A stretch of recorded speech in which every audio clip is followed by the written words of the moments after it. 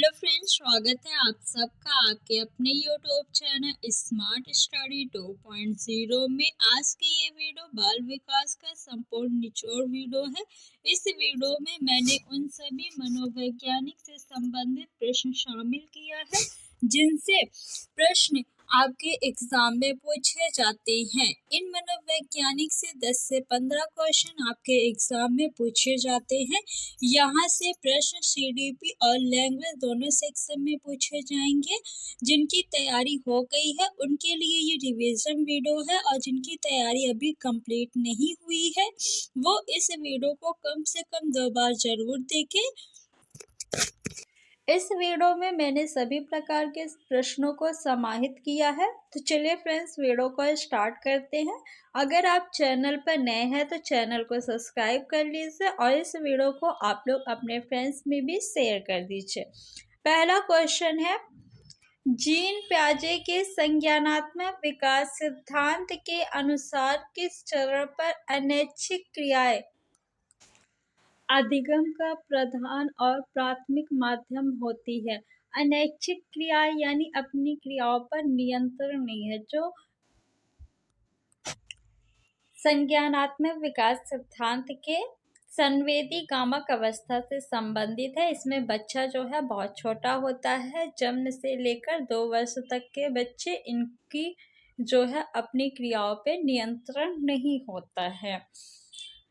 Gene पियाजे जी ने कौन सा सिद्धांत दिया है? तो संज्ञानात्मक विकास का सिद्धांत दिया है। इन्होंने कितनी अवस्था बताई है? 4 अवस्था बताई है। कौन कौन सी? संवेदी गामक अवस्था, ये पहली अवस्था है। दूसरी अवस्था है आपकी पूर्व संक्रियात्मक अवस्था।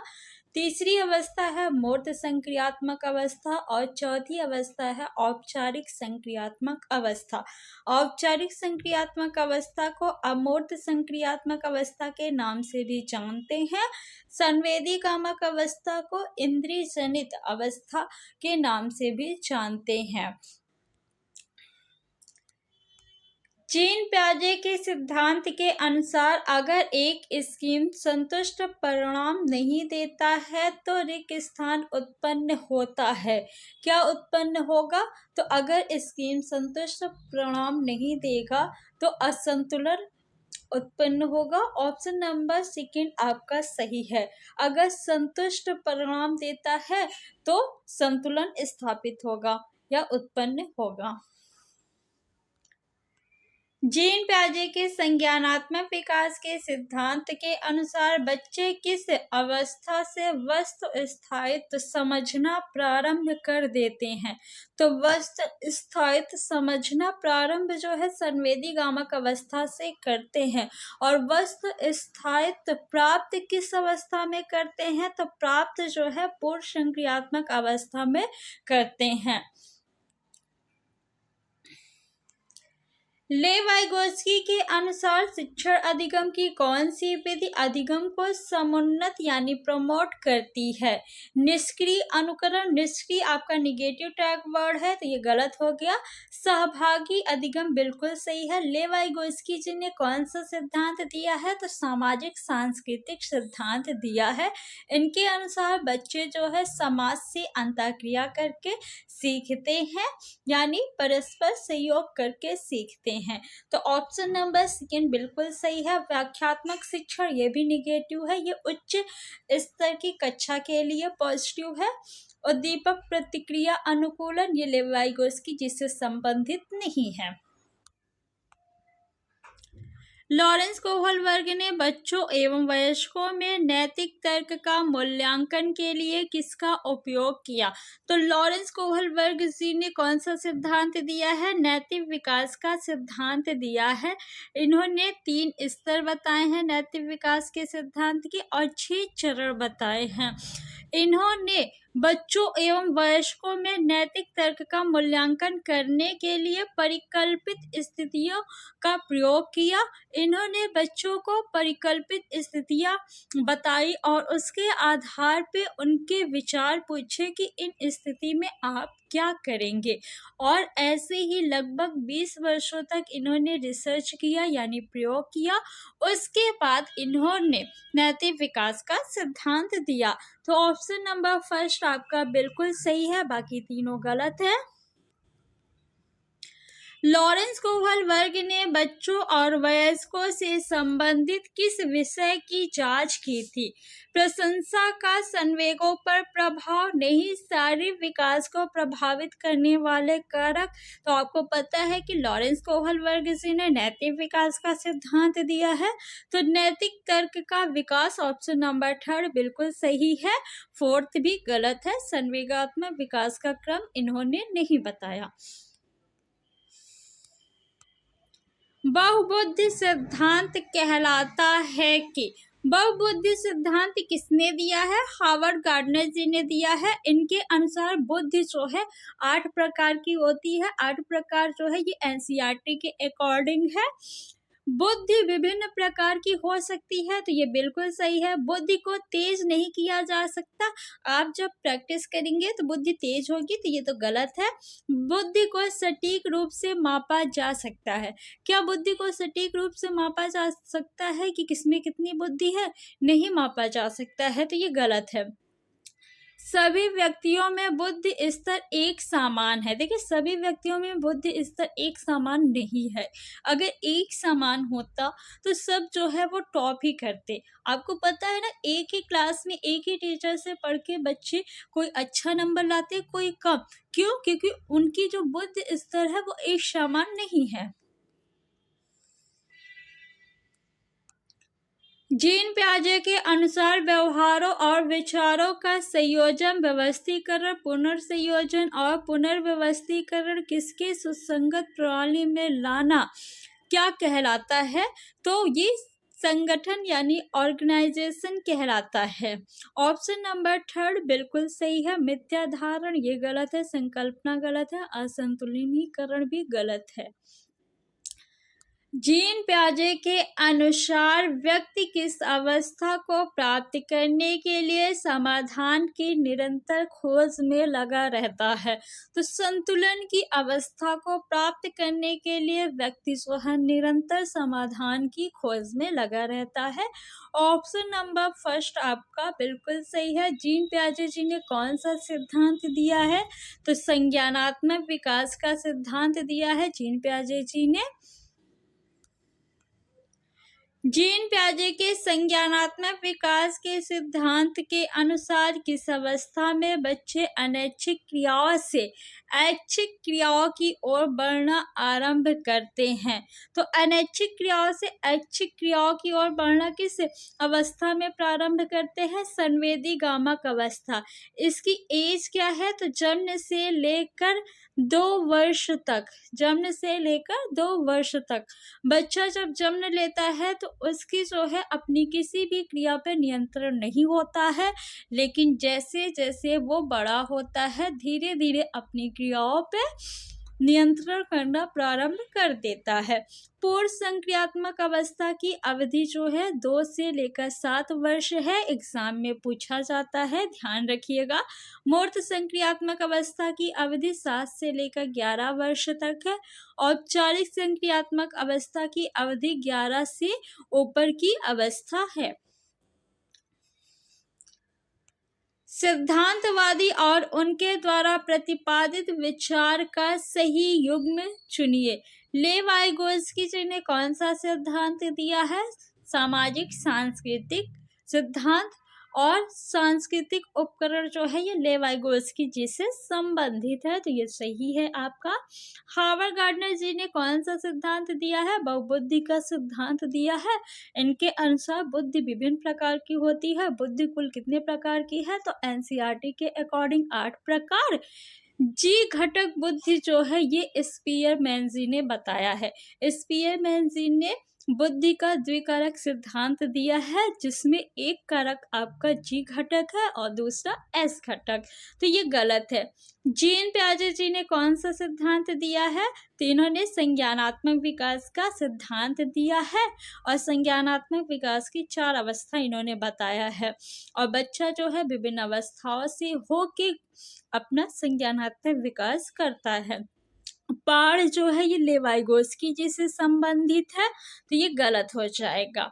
लॉरेंस कोहलबर्ग जी ने नैतिक विकास का सिद्धांत दिया है, तो संवेगात्मक परिपक्व इनसे संबंधित नहीं है, ये भी गलत है। ऑप्शन नंबर फर्स्ट आपका बिल्कुल सही है।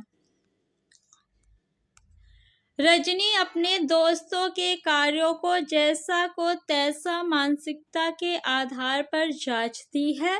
लॉरेंस कोहलबर्ग के सिद्धांत के अनुसार वर्तमान में रजनी संज्ञानात्मक नैतिक विकास के किस स्तर पे है? तो लॉरेंस कोहलबर्ग जी ने नैतिक विकास के 3 स्तर बताए हैं। पहला आपका है पूर्व परंपरागत स्तर, दूसरा कौन सा स्तर है? परंपरागत स्तर, तीसरा स्तर कौन सा है? उत्तर परंपरागत स्तर। औपचारिक परंपरागत स्तर ये लॉरेंस कोहलबर्ग जी ने नहीं बताया है। इन्होंने हर स्तर के 2-2 चरण बताए हैं। पहले स्तर का आपका पहला चरण है दंड तथा आज्ञा पालन अभिविन्यास। दूसरा स्तर है यांत्रिक सापेक्षिक अभिविन्यास, जिसमें बच्चा जो है जैसे को तैसा, यानी आप बच्चे के साथ जैसा व्यवहार करेंगे वो भी आपके साथ वैसा ही व्यवहार करता है।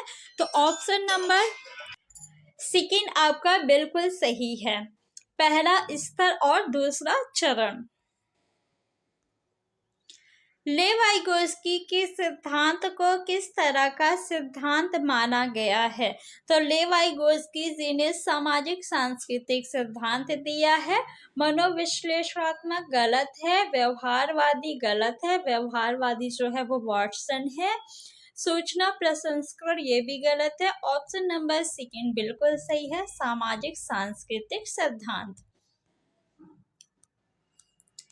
लेव वाइगोस्की के अनुसार बच्चों में संज्ञानात्मक प्रक्रियाओं को किसके माध्यम से सुगमता दी जाती है? लेव वाइगोस्की जी ने सामाजिक सांस्कृतिक सिद्धांत दिया है और समाज से अंतःक्रिया करके बच्चे सीखते हैं। तो समाज से अंतःक्रिया बच्चे कैसे करेंगे? भाषा के माध्यम से। इसलिए इन्होंने भाषा को बहुत महत्वपूर्ण माना है। नकारात्मक पुनर्बलन ये गलत हो जाएगा। प्रतियोगिता ये गलत है। आनुवांशिक विन्यास ये भी गलत है। ऑप्शन नंबर थर्ड बिल्कुल सही है, भाषा। इन्होंने भाषा को 3 भागों में विभाजित किया है, प्राइवेट स्पीच, सोशल स्पीच और इनर स्पीच। हावर्ड गार्डनर ने अपने बहुबुद्धि सिद्धांत में निम्न में से किस बुद्धि प्रकार को शामिल नहीं किया है? तो एनसीईआरटी के अकॉर्डिंग हावर्ड गार्डनर के बहुबुद्धि सिद्धांत के अनुसार बुद्धि 8 प्रकार की होती है। पहली आपकी भाषाई बुद्धि है, दूसरी तार्किक गणितीय बुद्धि है, संगीतीय बुद्धि, दैहिक क्रियात्मक बुद्धि, स्थानिक बुद्धि, अंतर्वैयक्तिक बुद्धि, अंतरावैयक्तिक बुद्धि और प्राकृतिक बुद्धि। इन्होंने बोधन बुद्धि को शामिल नहीं किया है। ऑप्शन नंबर थर्ड आपका बिल्कुल सही है। कभी कभी आपको बोधन बुद्धि के स्थान पर अनुभवात्मक बुद्धि या फिर सृजनात्मक बुद्धि भी दिया रहता है ऑप्शन में। तो इन्होंने बोधन बुद्धि, अनुभवात्मक बुद्धि या सृजनात्मक बुद्धि को शामिल नहीं किया है, आप लोग ध्यान रखिएगा। हावर्ड गार्डनर के अनुसार एक अच्छा कवि और लेखक होने के लिए एक व्यक्ति में किस प्रकार की बुद्धि होनी चाहिए? अच्छा कवि और लेखक होने के लिए व्यक्ति की भाषा पे अच्छी पकड़ होनी चाहिए, तो उसमें भाषाई बुद्धि होनी चाहिए। ऑप्शन नंबर सेकंड आपका बिल्कुल सही है। अंतर्वैयक्तिक बुद्धि जिसमें होती है वो अपने मनोभाव को बहुत अच्छे से समझता है। जैसे साइंटिस्ट जो है वो आपके आते हैं, जो साधु संत है वो इसके अंतर्गत आते हैं। शारीरिक गति संवेदी बुद्धि उनमें होती है जो शारीरिक श्रम करते हैं, जैसे खिलाड़ी हैं, डांसर है। दृश्य बुद्धि जैसे आपके हैं मानचित्रकार, नाविक, इनमें होती है। निम्नलिखित में से किस सिद्धांत को पुनर्बलन का सिद्धांत भी कहते हैं? तो क्रिया प्रशोध अनुबंधन सिद्धांत को पुनर्बलन का सिद्धांत भी कहते हैं। ये किसने दिया है? तो स्किनर जी ने क्रिया प्रशोध अनुबंधन सिद्धांत दिया है। बाकी तीनों ऑप्शंस जो है वो गलत है। सूझ का सिद्धांत किसने दिया है? तो कोहलर जी ने दिया है सूझ का सिद्धांत। निम्नलिखित में से किसने अधिगम सिद्धांत का प्रतिपादन नहीं किया है? तो स्किनर ने भी अधिगम सिद्धांत का प्रतिपादन किया है, तो ये आपका उत्तर नहीं होगा। कोहलर ने भी दिया है, कौन सा सिद्धांत दिया है? तो अंतर्दृष्टि का सिद्धांत दिया है, तो ये भी अधिगम का सिद्धांत है। थॉर्नडाइक जी ने अधिगम का सिद्धांत दिया है, जिसके 3 मुख्य नियम है और 5 गौण नियम है। थॉर्नडाइक जी से क्वेश्चन सीटेट में काफी ज्यादा पूछा जाता है। बीएस ब्लूम ने जो है अधिगम का सिद्धांत नहीं दिया है। ऑप्शन नंबर 4 आपका बिल्कुल सही है। सीखने के अंतर्दृष्टि सिद्धांत को निम्नलिखित में से किसने बढ़ावा दिया है? तो गेस्टाल्टवादियों जी ने दिया है। ऑप्शन नंबर फर्स्ट आपका बिल्कुल सही है। वाइगोस्की जी ने सामाजिक सांस्कृतिक सिद्धांत दिया है। जीन पियाजे जी ने संज्ञानात्मक विकास का सिद्धांत दिया है। क्रिया प्रशोध अनुबंध का दूसरा नाम है। दूसरा नाम क्या है क्रिया प्रशोध अनुबंध का? नैमित्तिक अनुबंध। ऑप्शन नंबर फर्स्ट आपका बिल्कुल सही है। प्राचीन अनुबंध नहीं होगा, समीपस्थ अनुबंध नहीं होगा, ना ही चिन्ह अनुबंध। जीन पियाजे के संज्ञानात्मक विकास के सिद्धांत के अनुसार अध्यापक को किस अवस्था में क्रमबद्धता से संबंधित प्रश्न हल करने के लिए देना चाहिए? यानी बच्चे में क्रमबद्धता का ज्ञान किस अवस्था में आता है? संवेदीगामक अवस्था ये नहीं होगा, पूर्व संक्रियात्मक अवस्था ये भी नहीं होगा। ऑप्शन नंबर थर्ड आपका बिल्कुल सही है। मूर्त संक्रियात्मक अवस्था में बच्चे में क्रमबद्धता का ज्ञान आ जाता है, संरक्षण का ज्ञान आ जाता है, और ये जो है तर्क करने लगता है। किस अवस्था में? मूर्त संक्रियात्मक अवस्था में, मूर्त वस्तुओं के बारे में। और कल्पना किस अवस्था में करता है? औपचारिक संक्रियात्मक अवस्था में। इसमें बच्चा जो है अमूर्त वस्तुओं के बारे में भी तर्क करने लगता है। तो ऑप्शन नंबर थर्ड आपका बिल्कुल सही है। जीन पियाजे के सिद्धांत के अनुसार व्यक्ति आत्म सात्विकरण और समंजन के माध्यम से किस स्थिति को प्राप्त करने का प्रयास करता है? भ्रम की स्थिति को नहीं, प्रत्यक्ष अवबोधन नहीं, असंतुलन नहीं, संतुलन की स्थिति को। तो ऑप्शन नंबर फर्स्ट आपका बिल्कुल सही है। एक विद्यार्थी अपने सहपाठियों के इरादों, प्रेरणा स्तर तथा मनोदशा को उचित प्रकार से समझने में सक्षम है। गार्डनर के बहुबुद्धि सिद्धांत के अनुसार विद्यार्थी में किस प्रकार की बुद्धि है? बच्चा जो है वो दूसरे के मनोविकार को अच्छे से समझ रहा है, तो उसमें अंतर व्यक्तिक बुद्धि होगी। प्राकृतिक बुद्धि जो है किसानों में होती है। तार्किक बुद्धि और आध्यात्मिक बुद्धि हावर्ड गार्डनर जी ने नहीं बताई है। ले वाइगोस्की ने निम्न में से कौन सा सिद्धांत दिया है? नैतिक विकास का संज्ञानात्मक सिद्धांत लॉरेंस कोहलबर्ग जी ने दिया है। व्यक्तित्व विकास का मनोवैज्ञानिक सिद्धांत ये ले वाइगोस्की जी ने नहीं दिया है। संज्ञानात्मक विकास का सामाजिक सांस्कृतिक सिद्धांत ले वाइगोस्की जी ने दिया है। तो ऑप्शन नंबर थर्ड आपका बिल्कुल सही है। लगाव का विकासात्मक सिद्धांत ये भी गलत है। नेक्स्ट क्वेश्चन, थॉर्नडाइक ने अपने सिद्धांत को किस शीर्षक से सिद्ध किया है? तो थॉर्नडाइक ने अधिगम का सिद्धांत दिया है और इसी जो है अधिगम के प्रयास एवं भूल शीर्षक से सिद्ध किया है। ऑप्शन नंबर फर्स्ट आपका बिल्कुल सही है। इसी को प्रयत्न एवं त्रुटि सिद्धांत के नाम से भी जाना जाता है। निम्नलिखित में से कौन सा थॉर्नडाइक के अधिगम की प्राथमिक नियमों में शामिल नहीं है?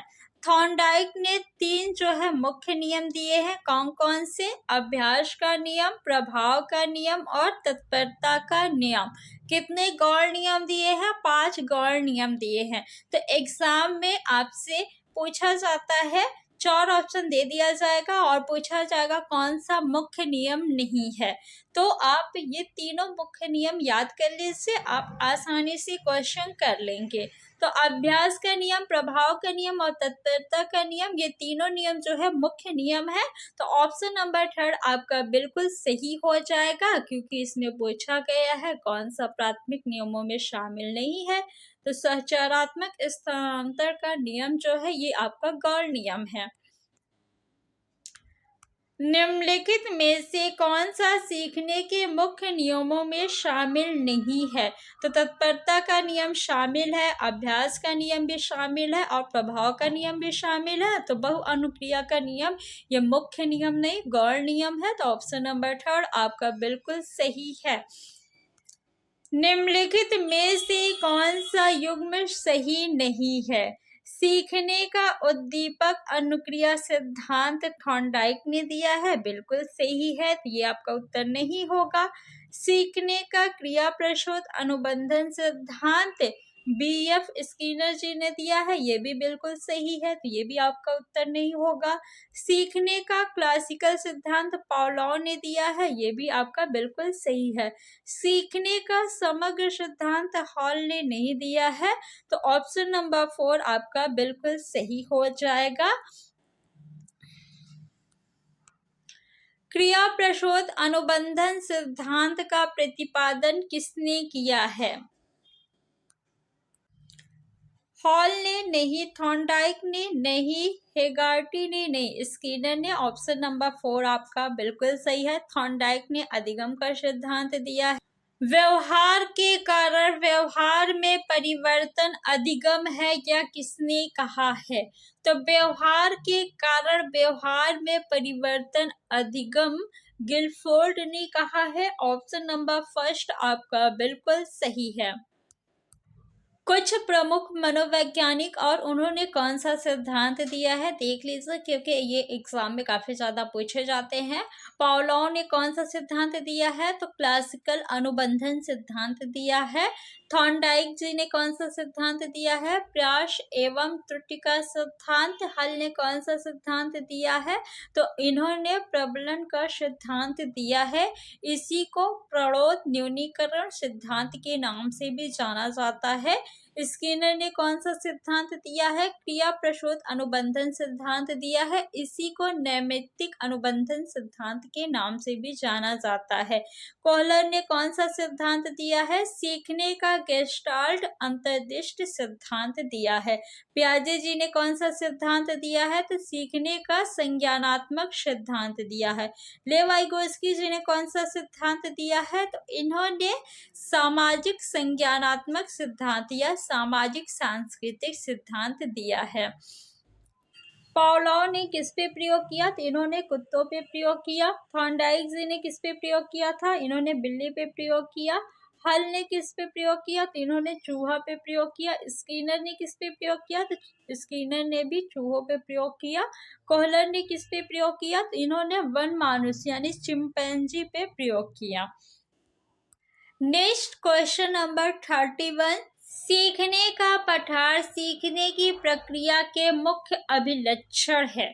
सीखने का पठार किससे कहते हैं? मान लीजिए आप सीखना स्टार्ट करते हैं तो कभी क्या करते हैं, बहुत ज़्यादा सीखते हैं, कभी कम सीखते हैं, कभी फिर ज़्यादा सीखते हैं, फिर कम सीखते हैं, और कभी ऐसा होता है कि आप बिल्कुल नहीं सीखते हैं। तो जब आप कुछ नहीं सीखते हैं तो उसी को क्या कहते हैं? पठार कहते हैं। अभिलक्षण है जो उस स्थिति को प्रकट करते हैं जिसमें सीखने की प्रक्रिया में कोई उन्नति नहीं होती। यह कथन किसका है? तो यह कथन जो है रॉस जी का है। ऑप्शन नंबर 4 आपका बिल्कुल सही है। सीखना व्यवहार में उत्तरोत्तर सामंजस्य की प्रक्रिया है। यह कथन किसका है? तो यह कथन जो है स्किनर जी का है। ऑप्शन नंबर 3 आपका बिल्कुल सही है। कोहलर गेस्टाल्टवादी है। जीन पियाजे जी ने संज्ञानात्मक विकास का सिद्धांत दिया है। क्रो एंड क्रो का ये कथन नहीं है। ऑप्शन नंबर 3 बिल्कुल सही है आपका। जो संबंध स्किनर का चूहों से एवं थॉर्नडाइक का बिल्लियों से था, वही संबंध कोहलर का था। किससे? कुत्ता, मुर्गी, बंदर, वनमानुष। तो वही संबंध कोहलर का वन मानुष से था, क्योंकि कोहलर ने वन मानुष पे प्रयोग किया है, स्किनर ने चूहों पे प्रयोग किया है, थॉर्नडाइक ने बिल्लियों पे प्रयोग किया। पावलोव के सीखने के अनुबंध प्रक्रिया सिद्धांत का प्रतिपादन किस पर प्रयोग करके किया गया था? तो पावलोव ने जो है कुत्तों पे प्रयोग किया। ऑप्शन नंबर 3 आपका बिल्कुल सही है, बाकी तीनों ऑप्शन गलत है। जीन पियाजे के संज्ञानात्मक विकास के सिद्धांत के अनुसार बच्चे किस चरण में यह समझने लगते हैं कि वस्तुओं की आंखों से ओझल हो जाने से उनका अस्तित्व खत्म नहीं हो सकता? तो किस अवस्था में? संवेदी गामक अवस्था। ऑप्शन नंबर ए आपका बिल्कुल सही है। लेवाइगोस्की का मत है कि उच्चतर क्रम की मानसिक क्रियाएं प्रक्रियाएं रिक्स्थान के द्वारा समामेलित होती है। मनोवैज्ञानिक उपकरण पुरस्कार एवं दंड अनुकूलन कंटस्थीकरण। कंटस्थीकरण निगेटिव टैग वर्ड है, तो ये गलत है। अनुकूलन की बात लेवाइगोस्की नहीं करते हैं। पुरस्कार एवं दंड की बात जो है व्यवहारवादी मनोवैज्ञानिक करते हैं। लेवाइगोस्की जो है ये आपके व्यवहारवादी नहीं बल्कि रचनावादी मनोवैज्ञानिक है। तो ऑप्शन नंबर फर्स्ट मनोवैज्ञानिक उपकरण बिल्कुल सही है। जीन पियाजे के संज्ञानात्मक विकास सिद्धांत के अनुसार किस चरण पर अधिकतर बच्चे परिकल्पनात्मक रूप से सोचने लगते हैं? संवेदी गामक अवस्था नहीं, पूर्व संक्रियात्मक अवस्था नहीं, मूर्त संक्रियात्मक अवस्था ये भी नहीं होगा। परिकल्पना करने लगते हैं यानी अमूर्त चीजों के बारे में सोचने लगते हैं, तो औपचारिक संक्रियात्मक अवस्था बिल्कुल सही है। इसी को अमूर्त संक्रियात्मक अवस्था के नाम से भी जानते हैं। मूर्त संक्रियात्मक अवस्था में बच्चा जो है मूर्त वस्तुओं के बारे में सोचना शुरू कर देता है। इसमें जो है संरक्षण का गुण आ जाता है। इसी अवस्था में बच्चे में संरक्षण का गुण आ जाता है और उसमें जो है क्रमबद्धता का गुण भी आ जाता है। नेक्स्ट है आपका लेवाइगोस्की के विचारों के अनुसार विद्यार्थियों के समीपस्थ विकास का क्षेत्र पाने में मदद के लिए एक अध्यापक को क्या देना चाहिए? तो क्या देना चाहिए? सहायता देना चाहिए, ताकि बच्चा जो है अपना समीपस्थ विकास का क्षेत्र प्राप्त कर ले। और इस सहायता को लेवाइगोस्की के टर्म में क्या कहते हैं? पार कहते हैं। ऑप्शन नंबर 3 आपका बिल्कुल सही है। नकारात्मक प्रतिपुष्टि निगेटिव है। पुरस्कार और दंड की बात लेवाइगोस्की नहीं करते हैं। लेवाइगोस्की भाषा को किस प्रकार देखते हैं? भाषा अधिगम प्रक्रिया में बाधक। लेवाइगोस्की जी ने सामाजिक सांस्कृतिक सिद्धांत दिया है। इन्होंने कहा है कि बच्चे समाज से अंतःक्रिया करके सीखते हैं, परस्पर सहयोग करके सीखते हैं। तो समाज से अंतःक्रिया करने के लिए भाषा बहुत इम्पोर्टेंट है, तो बाधक तो नहीं होगा, ये गलत हो जाएगा। भाषा एक सांस्कृतिक उपकरण है जो अधिगम को सुसाधित करती है, बिल्कुल सही है। भाषा चिंतन प्रक्रिया में अर्थहीन है, बिल्कुल ये गलत है। चिंतन के लिए भी भाषा की जरूरत हमें होती है। भाषा जैविक परिपक्वता का एक नगण्य अंश है, ये भी गलत है। आपका ऑप्शन नंबर सेकंड बिल्कुल सही है। नेक्स्ट क्वेश्चन है, निम्नलिखित में से किस सिद्धांतकारी ने अधिगम के संदर्भ में सामाजिक संरचनावाद पे जोर दिया है? तो सामाजिक संरचनावाद यहाँ पे कीवर्ड है, तो ऑप्शन नंबर 3 आपका बिल्कुल सही हो जाएगा। लेवाइगोस्की जी ने। अभी 10 क्वेश्चन और बचे हैं। जीन पियाजे के संज्ञानात्मक विकास सिद्धांत के अनुसार बच्चे किस चरण में निगमनात्मक रूप से सोचना शुरू कर देते हैं? तो आपका उत्तर हो जाएगा औपचारिक संक्रियात्मक अवस्था में। लेवाइगोस्की के विचारों के अनुसार निम्न में से विद्यार्थी के अधिगम को पाठ प्रदान करने का कौन सा तरीका सही है? उद्दीपक के द्वारा प्रतिक्रिया को अनुकूलित करना ये गलत है। सही जवाबों के लिए पुरस्कार देना ये भी गलत है। जरूरत पड़ने पर संकेत और इशारे देना ही पाठ कहलाता है। तो ऑप्शन नंबर 3 आपका बिल्कुल सही है। बिना चर्चा के सीधे जवाब देना नहीं, बच्चे को चर्चा में आप शामिल करिए। अल्बर्ट बंडोरा निम्नलिखित में से किस सिद्धांत से संबंधित है? सामाजिक अधिगम सिद्धांत, व्यवहारात्मक सिद्धांत, विकास का संज्ञानात्मक सिद्धांत, विकास का मनोसामाजिक सिद्धांत। तो ऑप्शन नंबर फर्स्ट आपका बिल्कुल सही है, सामाजिक अधिगम सिद्धांत। प्रेक्षणात्मक अधिगम संप्रत्यय रिक्त स्थान द्वारा दिया गया था। किसके द्वारा दिया गया था? तो बंडोरा द्वारा दिया गया था। ऑप्शन नंबर सेकंड आपका बिल्कुल सही है। अल्बर्ट बंडोरा के सामाजिक अधिगम सिद्धांत के अनुसार निम्नलिखित में से क्या सही है?